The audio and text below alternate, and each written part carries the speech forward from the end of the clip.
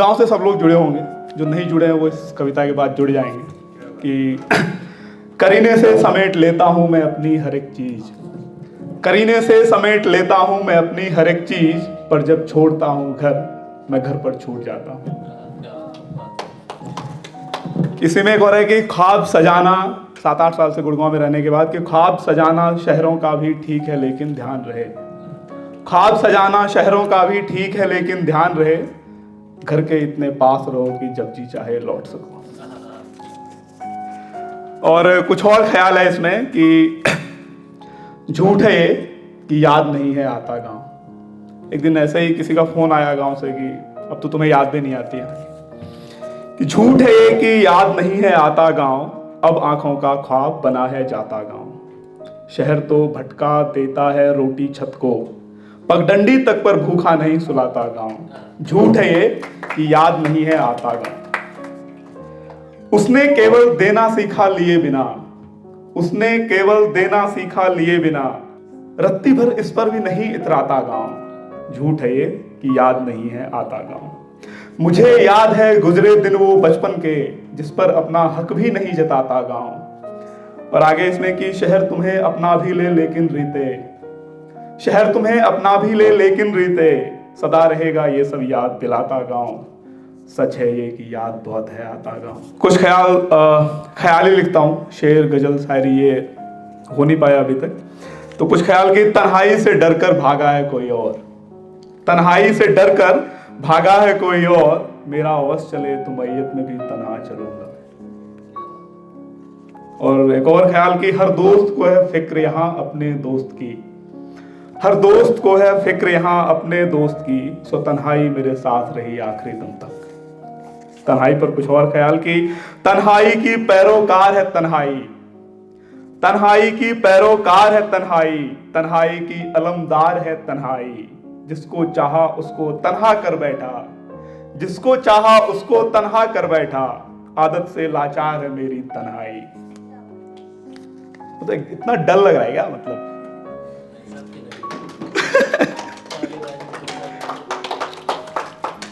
कि आईने में खुद को देख नहीं पाते, आईने में खुद को देख नहीं पाते, हमसे जानो यार कि क्या है तन्हाई। और कि जीवन अगर गजल है तो सच है रीते, जीवन अगर गजल है तो सच है रीते, एक मुकम्मल गजल का शायर तन्हाई।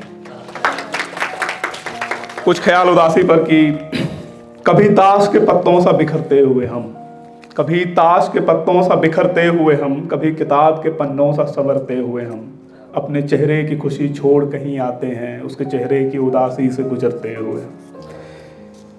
कि उदासी की यही है बात प्यारे, निभाती देर तक है साथ प्यारे, उदासी की यही है बात प्यारे, निभाती देर तक है साथ प्यारे, खुशी रहती है पल दो पल सलामत, छुड़ा लेती फिर अपना हाथ प्यारे। उदासी की यही है बात प्यारे, जहां लगता है अब तो सब है हासिल, जहां लगता है अब तो सब है हासिल, वही होती है अपनी बात प्यारे। इसमें आगे की सजाने लगते हैं हम ख्वाब फिर से, गुजर जाती है फिर से रात प्यारे, परेशान तुम अकेले तो न रहते, मिली सबको है ये सौगात प्यारे। चलिए एक दो कविता फिर अपनी जगह लूंगा। महाभारत में थोड़ी बहुत भी दिलचस्पी है आप लोगों को, थोड़ी बहुत भी, तो चलिए सुनते हैं। सो बेसिकली 2 कविता है, और ये पहली कविता, इसका शीर्षक है गुरुद्रोण की व्यवस्था। भारतवर्ष तपोभूमि है ऋषियों की कुलगुरुओं की, यही भीष्म की मातृभूमि है कर्म भूमि कुरुओं की। भारतवर्ष धनी वर्षों से शिक्षा की हर एक विधा में, गूंजमान गाथा है इनकी अंबर में वसुधा में। जिसके शासक कुरुवंशी थे वही देश भारत है, महायुद्ध मानव जाति की वही महाभारत है। वही दौर था राजतंत्र में राजनीतिक उदय का, वही अंत था द्वापर का कलयुग के अभ्युदय का। उसी काल का एक धनुर्धर गांगे भीष्म समान, मांग लिया जिसने गुरु से था निज शिक्षा का दान। अप्सरा पुत्र वो ऋषि कुमार, जिसके गुरु थे परशुराम, कुरुकुल का कुल गुरु बना वो द्रोण था जिसका नाम। कि 100 कुमार कौरव भी थे, पर थे पांडव ही सर्वप्रिय, 5 पांडवों में भी द्रोण का जा अर्जुन से लगा हृदय। कहानी आगे बढ़ती है ये फिर है कि चक्र समय का चला संग ले गांडीव की टंकार, देख पार्थ के रथ को होता शत्रु में चीख पुकार। था निषाद पुत्र एकलव्य, सो वंचित रहा शिक्षा से, वंचित रहा वो गुरु सेवा से, गुरुवर की दीक्षा से। साक्षीमान निर्जीव द्रोण को करता रहा प्रयास, अल्पकाल में ही कर डाला कौशल का स्वयं विकास। भ्रमण को निकले द्रोण शिष्य ले करने को आखेट, विधि का था विधान हुई वन में वीर भील से भेंट। एकलव्य की बाण कुशलता चुभी द्रोण के मन में। एक गुरु निर्दय कैसे हो सकता है, उसकी कहानी है कि एकलव्य की बाण कुशलता चुभी द्रोण के मन में, सर्वश्रेष्ठ हो अर्जुन सपना लगा छूटता क्षण में। सहसा पूछा एकलव्य से, है गुरु तुम्हारे कौन? सहसा पूछा एकलव्य से, है गुरु तुम्हारे कौन? खुद को मानस गुरु मान। सो ये कहानी अगर एकलव्य की नहीं पता हो आपको, तो कहानी कुछ इस तरह थी कि एकलव्य पहले गए थे द्रोण के पास और द्रोण ने मना कर दिया। तो फिर वो वन में जाके द्रोण की प्रतिमा बनाते हैं और उसी प्रतिमा को देख के उसको गुरु मानकर अपनी वो अस्त्र का जो अभ्यास है वो वही करते हैं। कि इसमें था कि एकलव्य की बाण कुशलता चुभी द्रोण के मन में, सर्वश्रेष्ठ हो अर्जुन सपना लगा टूटता क्षण में। सहसा पूछा एकलव्य से, हैं गुरु तुम्हारे कौन? खुद को मानस गुरु जान, हो गए द्रोण फिर मौन।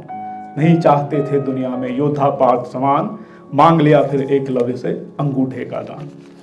ये पहला हिस्सा था। और द्रोण का ये अब जो मैं कविता पढ़ने जा रहा हूँ ये आखिरी कविता, और ये आज की आखिरी कविता है। वैसे मेरी ये पहली कविता है, तो जरूर हौसला बढ़ाइएगा इसमें।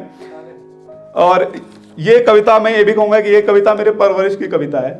दरअसल घर पे माँ को रश्मि रथी पढ़ने का और दूसरे को सुनाने का बहुत शौक था, तो वो सुनते सुनते बचपन से जब पहली बार कलम उठाई कविता लिखने के लिए तो ये लिखी। इसका शीर्षक है रंगभूमि। थी सजी हुई जब रंगभूमि कुरवों का ओज दिखाने को, तत्क्षण था कोई प्रकट हुआ अर्जुन को धूल चटाने को। खुद था उसको मालूम नहीं है योद्धा वो किस कुल का, पर था वो सचमुच वीर एक खोया चिराग गुरुकुल का। आगे बढ़कर था जब उसने अर्जुन को ललकारा, हे वीर कहो किस कुल के हो, था सबने यही पुकारा। अप्रतिम तेज से भरा हुआ दीपित था सूर्य समान, ना था उसको गोत्र का पता ना ही कुल का भान। मायूस युवक बस सोच रहा ये जाति जाति क्या होती है, भुजबल के इतर चराचर में क्या जाति वीर की होती है। सहसा कोई भीड़ चीर कर निकल सामने आया, वाह सुयोधन मुकुट संग सौभाग्य कर्ण का लाया। सहसा कुंती ने देखा जब योद्धा के भुजबल को, कुंती मूर्छित हुई देख फिर कवच और कुंडल को। किंग कर्तव्य मूढ़ मां मौन रही, मान या के सुख लूटे, और दृष्ट तनय को अंक भरे कि इज्जत के महल में लौटे। माता विवश धरा पर थी और पिता व्यथित भुवन में, अश्रुविष्ट करने वाला हो मानो सूर्य गगन में। सायकाल में जैसे रवि ने अपना किरण समेटा, छोड़ रंग भूमि का उत्सव सब अपने भवन में लौटा। खुश था कोई देख पार्थ को कोई कर्ण को पाकर, खुश था कोई देख पार्थ को कोई कर्ण को पाकर, चला जा रहा कौरव दल आपस में मोद मनाकर। और आखिरी की किंतु व्यथित थी कुंती और चिंतित थे गुरुद्रोण, एकलव्य सा दूजा कंटक आधम का है कौन। धन्यवाद।